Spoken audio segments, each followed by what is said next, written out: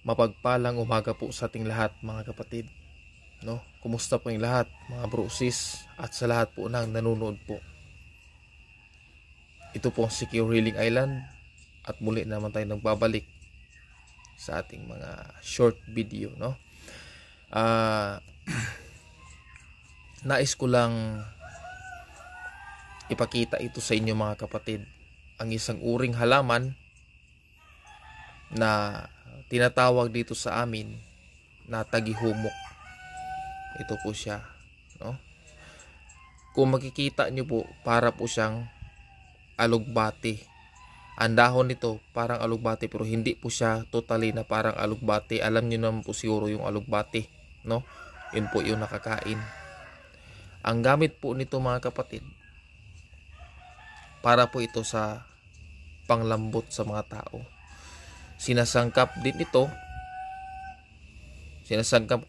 din ito sa mga gamit katulad ng mga pandipinsa upang magkaroon din ng kasangkapan na pang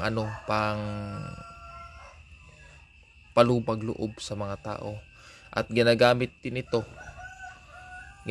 ko din ito sa atraksyon, para pang negosyo. At ang kagandahan nito mga kapatid, wala po itong pinipili kung saan mo ito ilagay. Ikasa mo siya. Ilagay mo ba siya sa pangpaswerte o ilagay mo siya sa pandipinsa. Pwede mo din ihalo ito sa langis para lumambot kung ano man yung uri ng mga sakit o maging easy na lang siya tanggalin. Ito mga kapatid, pwede ito ilaga tas inumin. As ito naman, pwede naman itong ihalo sa mga iba't ibang uri ng mga pampaswerte at lagyan ng perfume, no?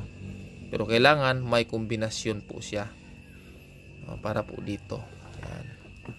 Para gusto niyo po, i-screenshot niyo po at tandaan niyo po itong uri ng halaman na ito.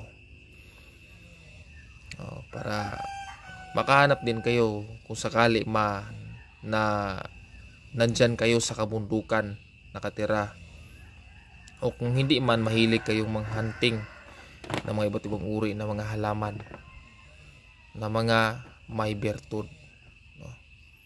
Salamat po muli. Ito po muli ang Secure Healing Island. Yahweh bless us po sa ating lahat.